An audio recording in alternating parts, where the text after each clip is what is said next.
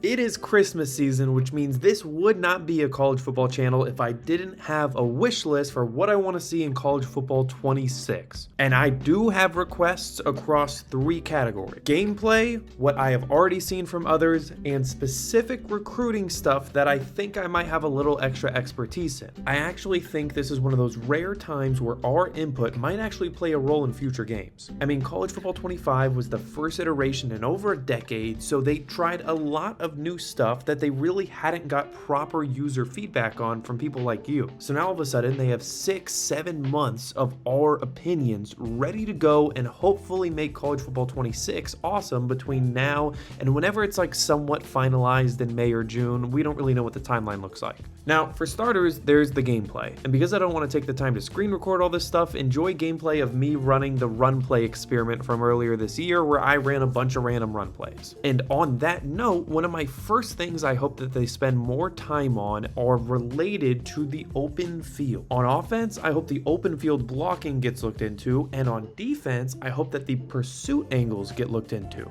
I'm sure you have felt on either side of the ball when those things just aren't really consistent with what they should be if the game was reality. Which I know it's not, it's a video game, but the goal is to probably make it somewhat close to realistic life. And in realistic life, there is no situation where a left tackle should come off the line unblocked and have nobody between him and the end zone but the safety and run right past the safety as you're running the read option behind that left tackle. But that is something that has happened to me at least 20 times, and I'm not even good at running the read option. Ask the people that watch the Ball State Chronicles, they know the read option is not my play. You know, I still have the complaint that I don't think the pulling logic is as strong as it should be, and I don't think that those blockers move as fast as they should. I think as a whole, run blocking is pretty solid, especially with how many different plays there are and how many different ways you could get your guys in space, but it still is frustrating in the open field when I have somebody to go and block the last guy remaining and they just don't. And you know, maybe that's a skill issue, and also maybe all the stuff I'm about to say is a skill issue, and if that's the case, just let me know in the comments. I really only want to firmly believe in things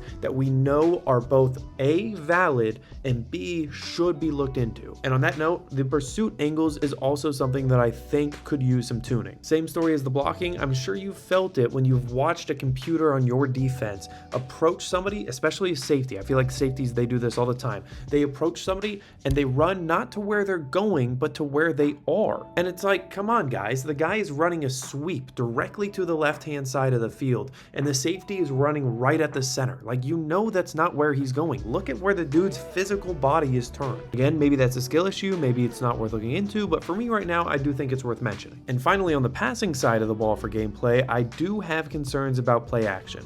When the game first came out, it felt like our offensive line was so much worse on play action passes than regular passes that I actually just removed play action passes from my custom playbook. Now, because I'm never running play action, I'm not really sure if it's been fixed or not, and also I'm not entirely sure if it was a problem in the first place, but if that is something that other people do agree with, you know, please help me emphasize that. Because, you know, a lot of the actual statistical research in the NFL right now does indicate that play action passes are incredibly effective, also regardless of whether or not you're doing good at running the ball. Like, just the act of a play action pass is effective in real life, so I think it should be effective in the game too. You know, I know sometimes the linebackers come up on the play action. I don't see it happen too often when I do run play action, so maybe that can happen a bit more. And also, I don't think pass rushers should be winning more often in play action. If anything, I thought they would be winning less. So I don't know, maybe I'm crazy, maybe play action really isn't that bad, but for me personally, I really think that play action passing should be one of the strongest parts of an offense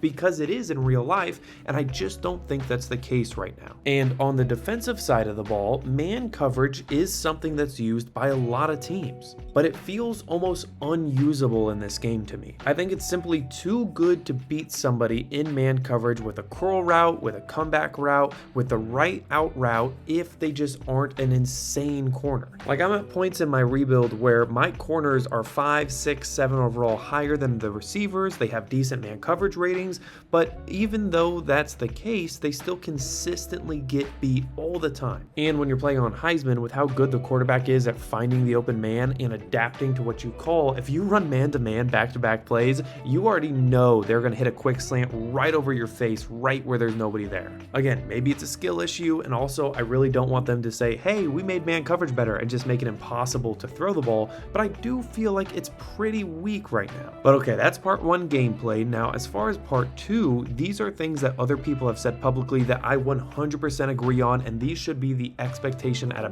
bare minimum for college football 26. Formation subs, better statistics in Dynasty mode, high school and road to glory, and all the other improvements that you probably see when you play the game in whatever game modes you like. For me, as somebody that's playing in Dynasty a lot, especially trying to document things and share my dynasties with others on social media, I gotta be able to look into historical stats. Like, how is it that I'm not able to see what my star running back did last season? I could see his career stats, I could see his season stats for this year. Why am I not able to see a season by season view of him? And why am I not able to see a season by season view of him after he's left? I know there's probably like data storage requirements where if you were to do that over a long enough term, you'll need to keep the storage of like 500 plus players who have came through the Ball State program that I run over the course of like 10 seasons. But I feel like there's gotta be some workaround to get around that. I'm telling you, if somebody from EA is watching this video, which I doubt, but I also hope, if you can make the franchise statistics better and more robust, not only will the average person have more fun because they'll be able to look back and see their own stats, but creators like myself, like Bordeaux, like other people that are making these long rebuilds, their videos will be better because they can go and reference old stats to tell better stories, to get more viewers, so more people watch the game, and all of a sudden more people are playing your game. Like, it's gonna have such a big impact. Formation subs, same thing. One, I think it's just cool. Two, I think in college you have a lot of situations where you have these really weird players where it's like a 5'9" receiver that's 74 overall but 97 speed, and he's a package guy. Like, you don't want the 74 overall receiver to be your number 2 receiver every single game, but you want him to come in when you're in trips on the left-hand side and you want him solo on the right-hand side so he can run the touch pass or so he can go deep on man-to-man coverage. I don't know. And yeah, if we could play in high school and Road to Glory, I would definitely actually make videos surrounding that, but I'm not even tempted to play that game mode because it just seems so lame to me right now. Okay, but this is the part where I actually have real suggestions that I haven't heard from a lot of other people that I do think people are actually going to want, that I also think EA can implement. And it's all about recruiting. A lot of this is based off of the science of recruiting videos that we've done, where we've tried to actually perform A/B tests on everything from visits to when you should send a scholarship offer, to when it's right to hard sell, to when it's right to soft sell with 2 green check marks, to everything else. So with that in mind, I do think me and other people that have watched all those videos have a little bit of extra knowledge of the back end data that kind of decides all of the recruiting stuff. So the first thing I'd love to see is further customization for auto recruiting. And it's not going to really be for people like myself, but I really do think that what we can do here can really help a lot of the more casual players. I think there are 5 key sliders that we could add to auto recruiting that would totally make auto recruiting both super automated, but also super customizable. So first, let's talk about quality versus quantity. It's one of the major decisions I have to make every time I start a recruiting class, where do I want to focus on getting the best players possible, or do I want to focus on getting as many players as possible? So I think that should just be a slider. Like, do you want to focus on going after the elite 5-star and 4-star prospects that are kind of out of your comfort zone as far as a school, or do you want to focus on getting all the guys that want to come to your school, even if they're like mainly 3-star and occasional 4-star players? There should be another slider for the debate that happens in actual NFL draft rooms all the time. Do we take the best player available, or do we take the best player at a position need? This slider would help determine, do I go after the 5-star quarterback even though I already have good quarterbacks, or do I go after the 3-star offensive tackle because I really need an offensive tackle. So again, do I go for quality or quantity, and do I go for talent or like position need? Like, you can honestly work scheme fit in that slider too. Like, should I go after the 4-star pocket passer quarterback or the 3-star scrambler quarterback when my scheme really requires a scrambling quarterback? And then there's 2 more sliders that I think are critical. One is another key decision I have to make all the time, and it's how much should I be scouting before investing, and how much should I be investing and then just seeing what happens. Like, if you have 80 hours right now and you have 2 to 4 players you could go after,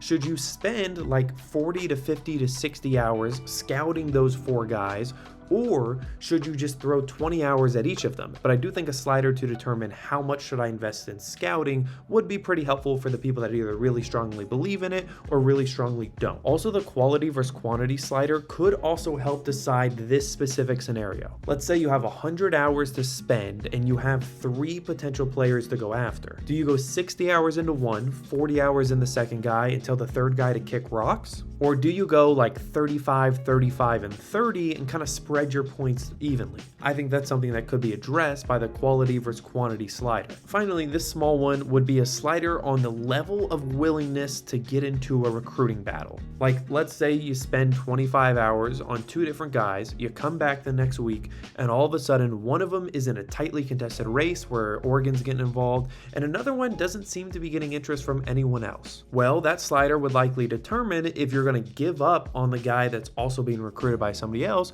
or if you're going to fight it out. And finally, above all the sliders, I think there should be one more setting when doing auto recruiting to say, hey, I need X many players at X position. Like, if you know on your depth chart that you're not going to have a quarterback next year to play for you, you got to be able to go in and say, hey, I don't care what else you do, quality, quantity, whatever, get me a quarterback that can play next year. There are position minimums in auto drafting on ESPN Fantasy where you can go in and say, hey, I want 2 quarterbacks, or I want 3 tight ends. And yes, I do think you're weird if you draft 3 tight ends, but you could technically still do it on their app. And my final thing on this wish list for now, because I'm sure there will be a second video where we get more once y'all brainstorm and tell me what other things we should try and emphasize, is the increase of complexity in recruiting. I know that's probably not popular, but trust me, I really do feel strongly about this one. Based off of the initial research that we did on predicting a recruit's overall based off their position, their national rank, and their star status, I don't think it's complicated enough. Like, I am actively trying to look more into it and try and get more data on JUCO and transfer guys in particular. But as of right now, of the 400 plus high school players we've looked into, it really does seem that we are almost perfectly able to predict your overall, even without scouting the guy, just by knowing their star rating and their position, which means that the 3-star that's ranked 500th overall is just as good as the 3-star ranked 2100 overall. Again, the argument may or may not be that the guy ranked 500th overall is actually a lot more likely to have a higher development trait or a higher skill cap or something, but like, we don't know that, and it would be really weird for EA to say, yeah, national rank doesn't matter as far as overall, but national rank is going to matter when we talk about, skill traits. So one theory that people have is maybe national rank matters for the development traits, but not for the overall. And I guess that would help, clarify things, but also that would make no sense. Like, why would EA say, hey guys, we do not care about national rank at all. All that matters is how many stars you have for overall, but national rank is going to matter for what development trait you're more likely to get. Like, that doesn't make much sense to me. Maybe it was intentional. Maybe the argument is, hey, there's not enough like local scouts that can decipher the best versus worst 3-star, but also like, that's just not the case anymore, I don't think. Like, I'm pretty sure that 24/7 Sports ranks recruits down to like the 100th decimal place. Like, I think there are 3-stars that are rated as like 0.703, and then 3-stars that are rated as 0.733, like all the way down to that level of specificity. So like, if 24/7 Sports is able to do it, why isn't a video game specifically designed to like replicate that able to do the same thing? Because we have fake players, like, we can be that specific. Now, if our experiment was wrong and maybe national rank does matter, then I take back what I said. I then don't make any changes because you've already accounted for it. But like, I just find it hard to believe that in real life the highest ranked 3-star that maybe was a 4-star a week ago is just as good long term as the worst ranked 3-star that maybe only became a 3-star because like their high school made a state championship game and he played well. Like, you know, I don't really buy that. It also seems like there's not enough randomness in the actual recruits' ratings. Like, you know, we see the concept of a gem and a bust, and we see development traits, but we shouldn't be able to predict what overall you're going to be that well as we did with 400 randomly selected high school prospects just based off their star status and position alone. Like, it's just not sitting right with me. Like, I'm not saying make it so random that, you know, a 2-star is just as likely to be Barry Sanders as a 5-star. Like, I do think there should be some sort of, you know, trend to it, but I just don't feel like we're seeing some of the nuances of college sports that we should be seeing. Like, where are the Taco Falls of these randomly generated recruits? Like, where are these weird guys, like to that example earlier, that's like 5'7" and 72 overall, but they ran track in high school, so they have like 97 speed. Like, why are we not seeing that? Have I just not played enough College Football 25 to see the 6'10" offensive tackle at like a low-level D1 school that like is actually somewhat athletic but isn't going to make it into the NFL because like he doesn't have a good work ethic? Like, where is that guy? Why can't we see those people, those like very specific college people? Again, to the point of the formation subs, if we had more of that and then we had formation subs, imagine you're recruiting and you have, you know, the limited ability to be able to recruit guys, and like you get this one-of-a-kind, unique 2-star player that's like a JUCO guy. And again, maybe, you know, he should have gone to a bigger school, but this guy wasn't paying attention in math class in high school. He got a couple bad test grades, and then he got caught cheating on test 3 of 4. And when he got caught cheating, they actually failed his junior year math class. And because of that, he lost his scholarship offer to Penn State. So now he's got to go to like a Penn community college, and he's there and he gets stuck around, you know, some other JUCO guys, and you know, they're not really as good an athlete as him, so they kind of have jealousy of the guy, and they're like, hey, you're too good for us here, like we don't want to support you in the gym, we don't want to do that kind of stuff. So he kind of feels like an outcast.